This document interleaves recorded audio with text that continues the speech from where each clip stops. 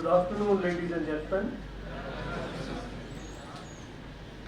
Honorable Shri Agarwal, Shri Pramod Agarwal ji, and my friend Dr.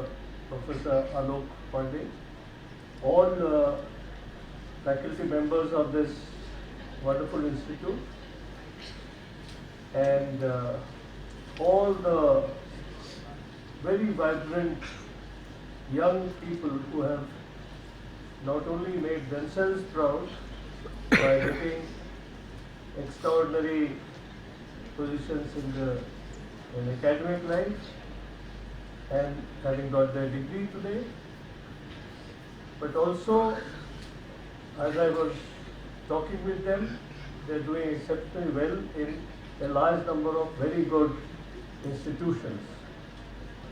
I really honor them because they have been such models of youth what India would be proud of. Also, I recognize the honorable person who is an alumni and now the very responsible officer of the Pawan Hans Limited, which takes pride in that organization at some stage when I was dealing with the defense production of helicopters, of which Pawan Hans is a major organization.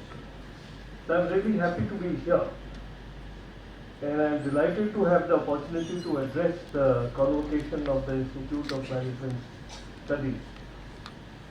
This is a very important day in the life of my young friends who have successfully completed their studies in this reputed temple of learning, which I had a glimpse, and I'm really a very dynamic Professor Pandey, who is improving it every day, and it's a very good sign of an academic institution which is changing according to the times and putting in the best use of technology, which is quite visible. I'm sure that you must have given your best and burned the midnight oil to be present here today to receive your degrees, all my young friends. Please do accept my heartfelt congratulations on this significant day of your lives. I must also felicitate the faculty for providing you the environment and for their untiring efforts to share knowledge with you, enriching your education, shaping you into responsible citizens of our motherland. In this process, you would have gained important knowledge through lectures and assignments, and you would have also been made conscious that education must teach us not only what to think, but more importantly, how to think.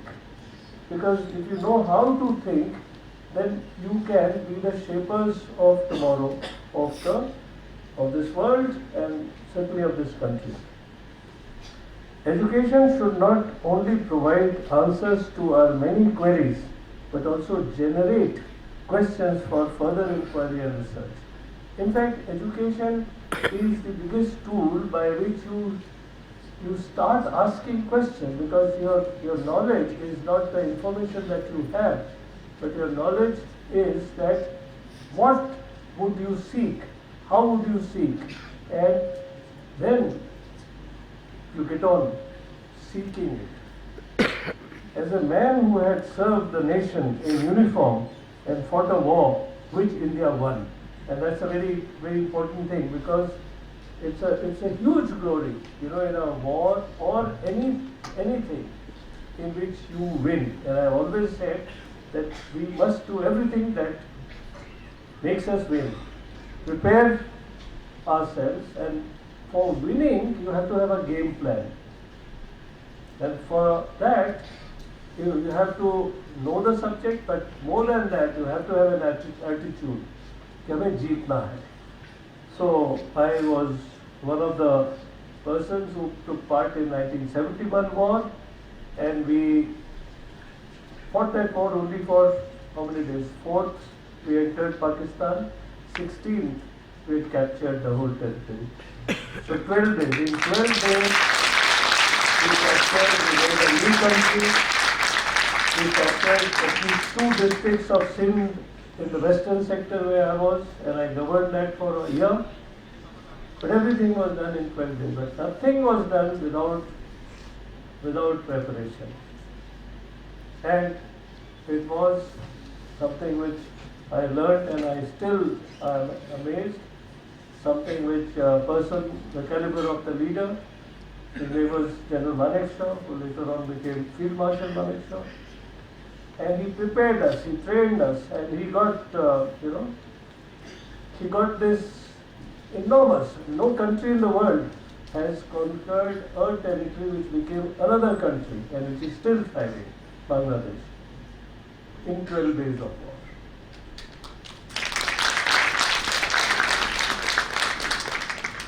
I am especially delighted here as sound management is important to the military as it is to economic enterprises. Earlier it was management gurus who borrowed heavily from the military. In the Second World War, after the blitzkrieg of the Germans, and they took over huge territories, in Western Europe and right up to the Soviet Union. The Allied started preparing, and a huge program for construction of aircraft or ships happened in Britain. Lot of management precepts have been drawn up then. So today, we talk of PERT CPM or critical path method and all those organization management. All these were evolved during the Second World War, in which Britain and the Allied countries, including India, were preparing for fighting the second stage of war, Second World War. So at that time, military was the organization from which management precepts in every field was being used. And so management learning was from that. Today, it's almost reverse. The management principles have become so scientific that military cannot ignore them. Interestingly, in today's exploding frontiers of knowledge, military is now learning from the B schools of management, and the management professors are now lecturing even the military leaders on various nuances of human resource management and how to get higher and better quality yield from available resources. Our entire challenge is that we have resource, we have a limited resource, and we have an available resource. Even if we don't have all the resources all the time, we have some available resource. A good leader will make all the resource work so that ultimately that organization would win. And that's the whole attitude. And this attitude can be changed by learning, by education. Military operations, for instance, are no different than management of a project. Efficient and cost-effective methods that are the guiding principles of management of economic entities are equally relevant to war and its execution. Therefore, I fully appreciate of the efforts the teachers of these schools and all in those involved in scripting management thoughts for extracting the best practices from all disciplines to develop newer methods of management. I need to hardly emphasize that our nation is on a path to greater glory. Our knowledge base, which is the key cornerstone to the development, is gaining in depth and size. We have the right ingredients to be one of the most advanced knowledge-based economies by virtue of our human resource strength. We have an extremely good human resource, and you are the persons who depict that. Everywhere in the world that I go, whether it is South Pole or North Pole, whether it is the extreme end of the Western Hemisphere or in the Eastern beginning of our hemisphere. So I find achievements of Indians and the Indian youth especially. So you have to be proud of the fact that you are the young Indian and you have the capability of doing everything. So therefore, the world can easily be yours. The knowledge explosion has also thrown up new challenges. The first is that the syllabi, study material and teaching methodology needs to be revised to keep pace with the changing times. And while I was sitting with Professor Pandey, he was briefing me about the way he has put in newer and newer study material and the way this study material is to be handled, and going out to the digital side of teaching and teaching learning mechanisms. So all these would play a very important role in shaping the institution of tomorrow that is here. Secondly, at the same time, we would need to be innovative. So on one hand, we have to learn and make use of everything which is there. And on the other hand, we have to be innovative and shape out our own methods of teaching and learning. And I'm sure that you can do that. Here we require to revisit the meaning of innovations. Peter Drucker, the management guru, saw innovation as the change that creates a new dimension in performance.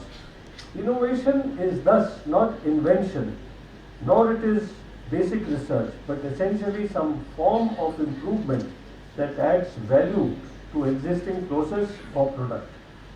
Human revolution of recent times has been impacted by some major breakthroughs that can easily be termed as revolutionary. The agriculture revolution brought the concept of ownership of land and water assets and stability in terms of settlement. The Industrial Revolution similarly brought about the concept of mass production and defined the value of materials and resources, including energy. We are today a part of another revolution that is generally referred to as knowledge revolution. The synergy between technology and human intellect defines this revolution. The rate of change of this relationship and its impact on our lives may be termed as phenomenal. I cannot find a more appropriate adjective to describe at what we are experiencing. You at the IMS are a substantive part of this revolution. I am therefore somewhat compelled to share my views with this august gathering on this momentous occasion, wherein, having earned a degree, you have become a practitioner of this discipline. This revolution has caused a basic change in the fundamentals of the word understanding of the word space. Mathematical representation of volume, length, breadth, height and even distance can no more describe as space completely. The capacity of space is now defined by time and how much information it can carry between a multitude of originators and recipients simultaneously. Even communication is no more about conversation alone. It involves being specific, interactive and precise. The mathematical representation about the position of points in communication at a particular time and accuracy of information is all about data and metadata. Cyberspace means all this and much more. There is thus an element of nationality about space in today's world. The impact of change is quite radical in warfare. All of you therefore confront a unique major challenge. So whatever is our resource can also become challenged. So we have to master it. There is no way. Say cyber, for example. Cyber can be an extremely good resource. It is a very good resource.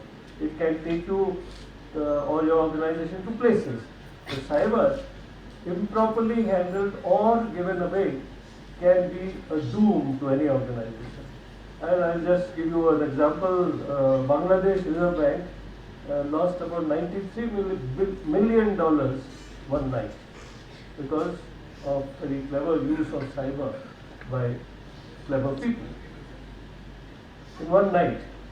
But it was the whole thing was prepared for over a year.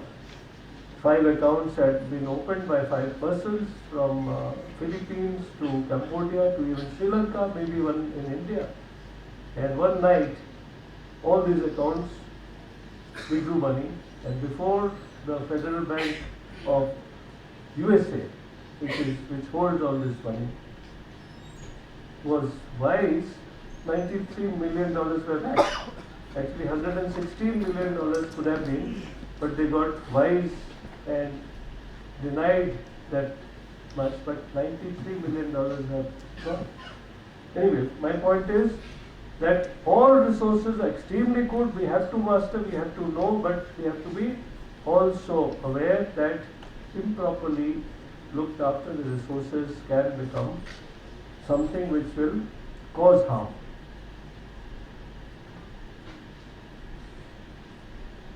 The faculty thus has to innovate their teaching methodologies for the students in order to reach out-of-the-box solutions. Both scarcity and need are twin movers of innovation. Thus, we need to stop learning by the rote and strive to improve our mindset, which Amartya Sen, a proud son of India, describes as argumentative. He described Indian as argumentative Indians. And Indians have always asked questions, and that is how the society of India has progressed, even from the Vedic times till today. However, along with all this, we need to be practical too. We have the classic case study of successful, innovative, creative stories of Amul Dairy, and I was associated with that. And Mumbai Dabbawalas, lunch carriers, shampoo in sachet to reach rural markets, Sulabh Shauchalay, and the cell phone explosion, to name a few. But we need to do better and expand the innovations to cover more aspects of our life and economy. This casts a much greater responsibility on the teaching faculty. Education, as I perceive, it is more than mere mechanical transfer of knowledge and obtaining degrees. It is about enlightenment of mind and creation of a complete person. According to Mahatma Gandhi, the real difficulty is that people have no idea what education should be. We assess the value of land or of other commodities, yet we give hardly any thought to the improvement of the character of our education. So the quality of our education has to be constantly seen and improved, and bring in a number of mechanisms by which it can keep the student ahead of times. The Bhagavad Gita, one of India's ancient scriptures, teaches that the challenges of life cannot be faced successfully without self-preparation. This is what I was talking about, that we have to make game plan. I am certain that education which you have received in this university has prepared you to become more than mere professional economists, social scientists, lawyers, managers, and so on. I believe that you have been enabled to bring about the change in the life of people around you in many positive ways.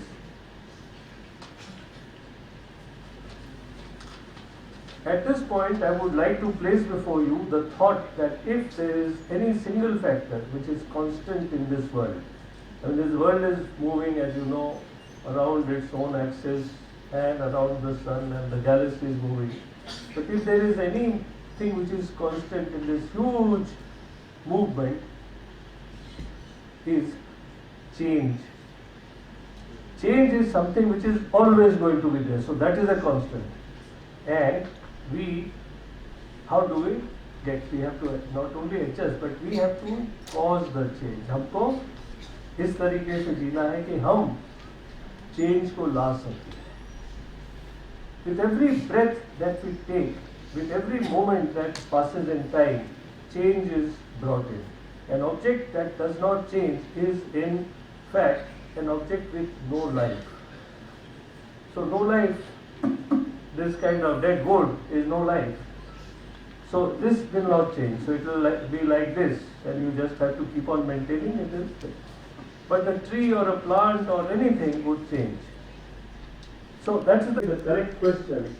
Is the power of observation. Right. True observation requires the engagement of all of one's faculties.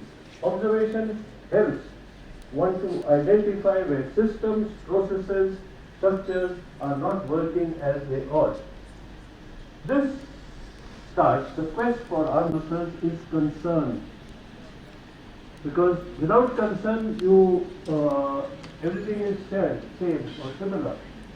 But if you are concerned, then you start sort of saying, what can you do to change? And concern for others, concern for all living beings. The world that we live in is beautiful. The mountains, seas, the green fields, and everywhere. We must constantly work towards ensuring that all living beings who inhabit this earth continue to live well and share all its boundaries. So, whatever we are doing must result in a better tomorrow for all living beings and the world. And that is the outcome of knowledge. The right education can play an effective role in developing a complete human personality capable of resisting violence, injustice, oppression. Human personality would contribute to building and spirit. Education not only molds the new generation, but reflects the society's fundamental assumptions about itself, and the individuals must compose it.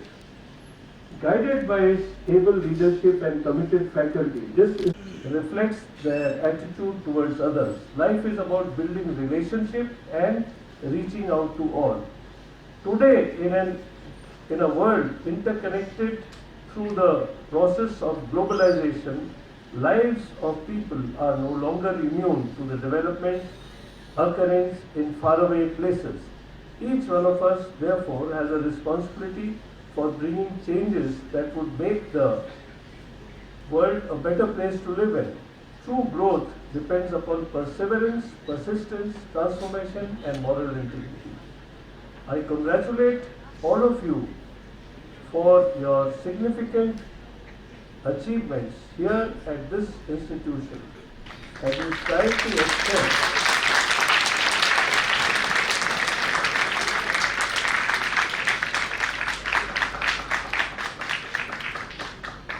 As you strive to excel in your professions, do not forget to extend the gifts of your learning to benefit mankind. Whenever you are faced with a difficult task, I urge you to remember this word: I can and I will. Because you have the power to face difficulties and take any organization and yourself out of that and move into change times. And therefore, your determination that you can change and you will. With the education received here, I am confident that as a leader, your influence will bring prosperity and happiness in the lives of people around you. So you, as a unit, have been given the ability to become a leader, each one of you. And therefore, as a leader of your organization or of your of anywhere wherever you are, you can then take the people and the world around with you.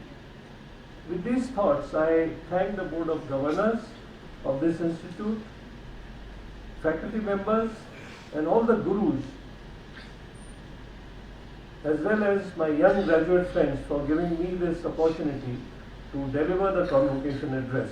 I wish all of you a successful future.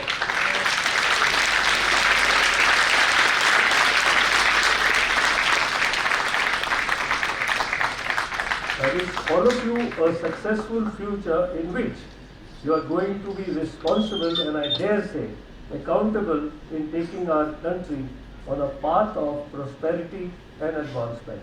Jai Hind.